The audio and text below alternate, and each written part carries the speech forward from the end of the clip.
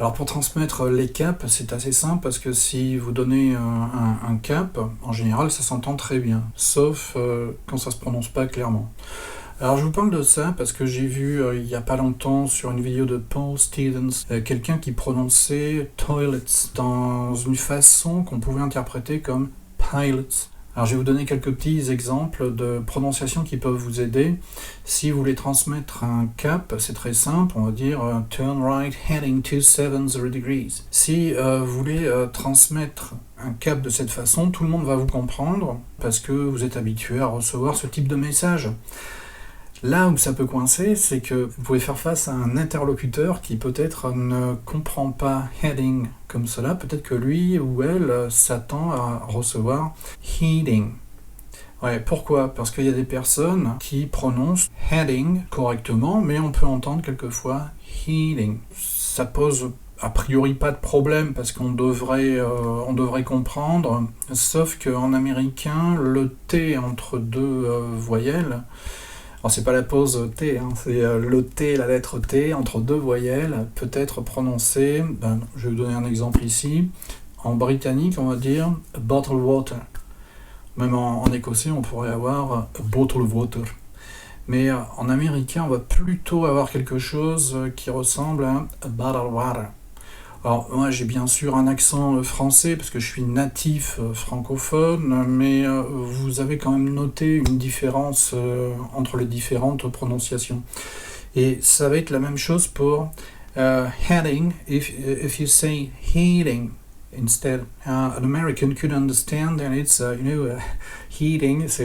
Alors si je veux dire c'est réglé par exemple sur 27 degrés, on peut parler de chauffage. Donc on va pas dire 270 degrés parce que là on est en train de préparer un poulet frites, je sais pas, enfin moi j'y connais rien en cuisine, je suis pas très bon cuisinier, mais c'est quelque chose qui est vraiment important, c'est de prendre en compte tous les éléments. Vous connaissez le fromage suisse, enfin la théorie de Rhizone avec les plaques de Rhizone où on a un trou et puis quand tous les trous s'alignent, on va avoir un accident à la fin. Donc ce serait malheureux de ne pas tenir compte de tous ces éléments.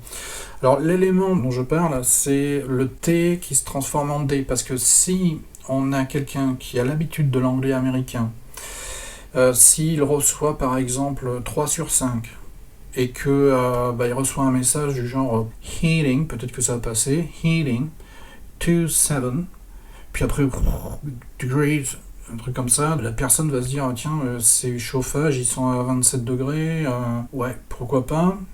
Et en fait, à un moment, il va se passer une décision. Je vous avais déjà parlé de la compréhension orale dans une vidéo précédente. Et je disais que c'était un processus assez compliqué à expliquer. Mais si on a quelque chose qui est reçu avec une attente derrière, c'est-à-dire ça peut transformer carrément le message reçu. Donc j'en reviens à cette vidéo qui parlait de toilettes qui était hors service. Il y a plein de gens pendant de nombreuses minutes qui ont cru que il y avait des pilotes qui n'étaient pas en état de voler. Or, c'était pas exactement ça. Bon, après, ça n'a pas eu d'influence vraiment, parce qu'ils ont pris toutes les mesures pour que le vol se passe bien à l'arrivée, mais ils ont envoyé la police parce qu'ils pensaient qu'il y avait plutôt des pirates de l'air, donc pour tout prévoir, dans le doute, ils ont fait le maximum. Mais ça peut vraiment provoquer des accidents. Il faut savoir qu'un défaut de prononciation, c'est identifié comme étant une compétence langagière séparée du reste du système de descripteurs holistiques, c'est-à-dire de la notation, l'échelle de notation de l'OACI.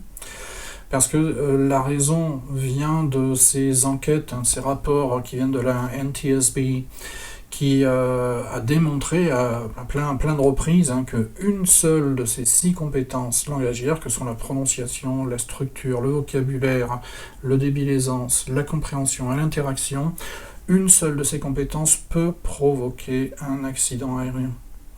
Donc c'est pour ça que ça peut, au départ, quand vous regardez cette vidéo, ça va être un truc, mais à l'arrivée, celui qui en a vraiment besoin, ça peut devenir vital, s'il est dans les conditions qui font que il reçoit le message difficilement, ensuite soumis à une interprétation pas forcément volontaire, c'est parce que vous avez peut-être votre propre culture qui est plus tournée vers l'américain, Et peut-être que vous avez peut-être vu plein de séries en américain, ben à un moment vous allez recevoir peut-être un message cette façon-là. Et donc ensuite, le conseil final, hein, ensuite et enfin, parce que c'est quand même le mot de la fin, essayez de prononcer toujours heading et pas heating, qui est en fait, je pourrais même le qualifier de prise en compte, parce qu'on pourrait avoir le verbe to heed, qui est to take into account. Has it been heeded? Alors ça, il y a beaucoup de gens aussi qui se trompent, qui croient entendre hit it, par exemple. Donc ça veut rien dire dans le message, mais après si on réfléchit, heeded, ouais, tenu en compte, prise en compte, à ce moment-là, ça veut vraiment dire quelque chose. Ok, donc laissez vos commentaires hein, sous la vidéo, si vous avez des questions, ne vous gênez pas, et puis à bientôt, au revoir.